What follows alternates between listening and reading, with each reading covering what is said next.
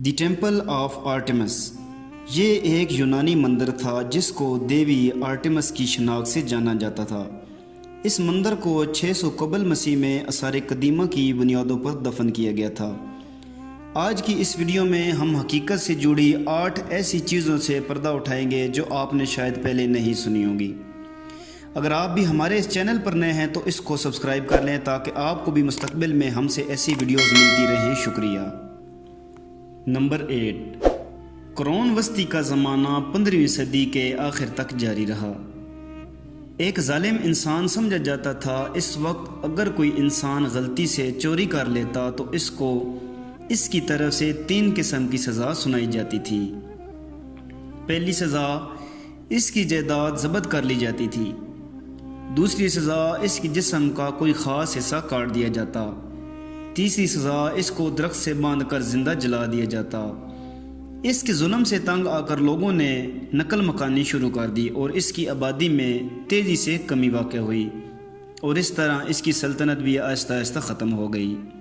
Number 7، the temple of Artemis, یہ ایک یونانی مندر تھا جس کو دیوی آرٹیمس کی شناخت سے جانا جاتا تھا۔ اس مندر کو 600 قبل مسیح میں آثار قدیمہ کی بنیادوں میں دفن کیا گیا تھا۔ اس مندر کو دوبارہ 1869 عیسوی میں دریافت کیا گیا تھا۔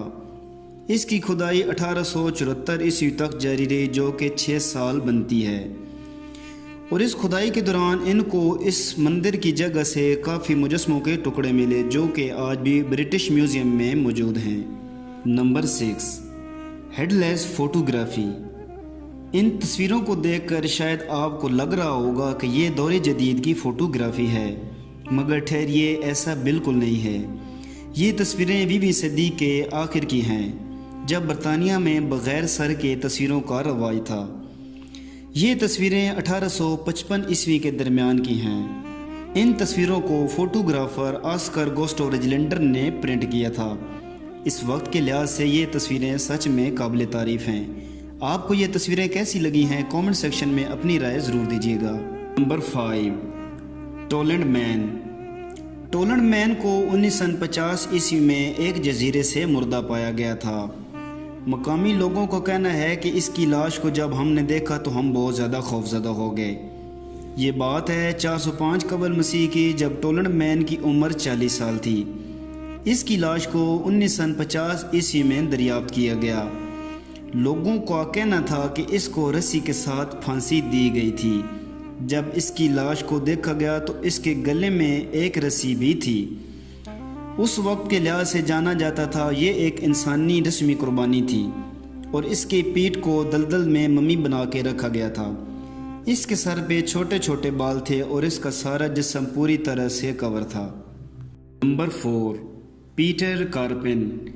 پیٹر کارپن جرمنی کا ایک جاسوس تھا۔ یہ اپنے ملک کے لیے فرانس کی جاسوسی کیا کرتا تھا۔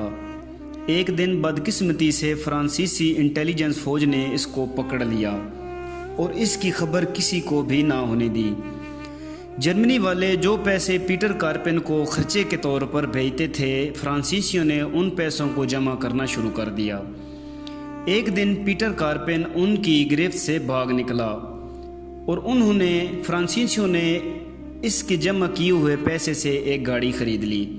اس گاڑی کا بالآخر ایک دن ایکسیڈنٹ ہوا اور بعد میں پتہ چلا کہ مرنے والا بھی پیٹر کارپن ہی تھا۔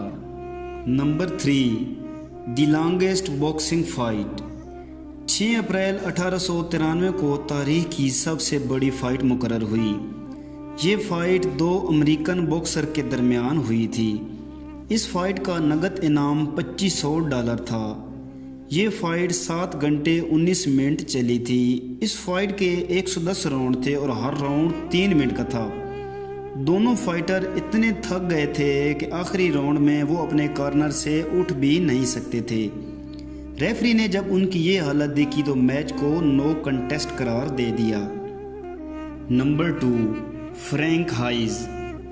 فرینک ہائز 1901 کو آئرلینڈ میں پیدا ہوا۔ یہ ایک ہارس رائڈر تھا جس نے 4 جون 1923 کو نیو یارک کے بیلمونٹ پارک میں ایک ریس میں حصہ لیا۔